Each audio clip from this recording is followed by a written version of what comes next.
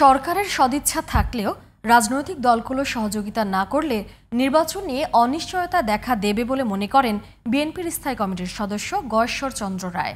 দুপুরে রাজধানীর নয়াপল্টনের দলের কেন্দ্রীয় কার্যালয়ে এক স্মরণ সভায় তিনি বলেন, সংস্কারের জন্য নির্বাচিত সরকার প্রয়োজন না হলেও বৈধতার জন্য দরকার হবে। স্থায়ী কমিটির আরেক সদস্য ডক্টর এজেডএম জাহিদ হোসেন নির্বাচন নিয়ে যে কোনো ষড়যন্ত্র মোকাবেলায় নেতাকর্মীদের সজাগ থাকার আহ্বান জানান। বিস্তারিত জানাচ্ছেন মনিরুজ্জামান। জাতীয়তাবাদী মৎস্যজীবী দলের কেন্দ্রীয় কমিটির সাবেক আহ্বায়ক রফিকুল ইসলাম মাহতাবের মৃত্যুবার্ষিকীতে সোমবার দুপুরে রাজধানীর নয়াপল্টনে বিএনপির কেন্দ্রীয় কার্যালয়ে স্মরণ সভা অনুষ্ঠিত হয়। এতে উপস্থিত ছিলেন দলটির স্থায়ী কমিটির সদস্য গয়েশ্বর চন্দ্র রায় ও ডাক্তার এজেডএম জাহিদ হোসেন।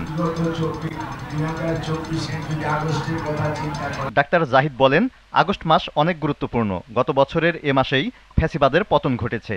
গণতন্ত্র পুনরুদ্ধারে গত ১.৫ দশকে যারা জীবন দিয়েছেন তাদের প্রতি দায়বদ্ধতা থেকেই এখন একটি জাতীয় নির্বাচন দরকার। আমরা দেখতে চাই সেটি বাস্তবায়ন ২৬ ফেব্রুয়ারির প্রথমার্ধের মধ্যে জাতীয় নির্বাচন। আর সেটিকে যদি সঠিকভাবে চালিত করতে হয় তাহলে মনে রাখতে হবে, আমরা যারা শহীদ জিয়া, খালেদা জিয়া, তারেক রহমান আদর্শের সৈনিক, আমাদেরকে সজাগ থাকতে হবে যাতে কোনো ষড়যন্ত্র আমাদের এই পথ চলাকে ব্যাহত করতে না পারে, এবং সেই জন্য জনগণকে পাশে নিতে হবে। জনগণকে আমাদের এই ৩১ দফা বুঝিয়ে তাদের ঐক্যবদ্ধ করতে হবে।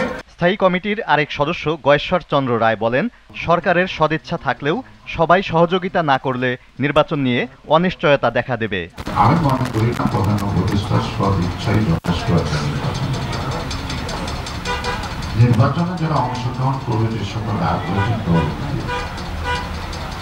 তারা যদি একটি সুষ্ঠু বা নির্বাচনের ব্যাপারে মনোযোগী না হয়, নির্বাচন কমিশন এবং সরকারকে সহযোগিতা না করে, তাহলে আমি বলবো নির্বাচন অনিশ্চিত। বিএনপি জনগণের কল্যাণে যে কোনো সংস্কারের পক্ষে বলে মন্তব্য করেন গয়েশ্বর চন্দ্র রায়।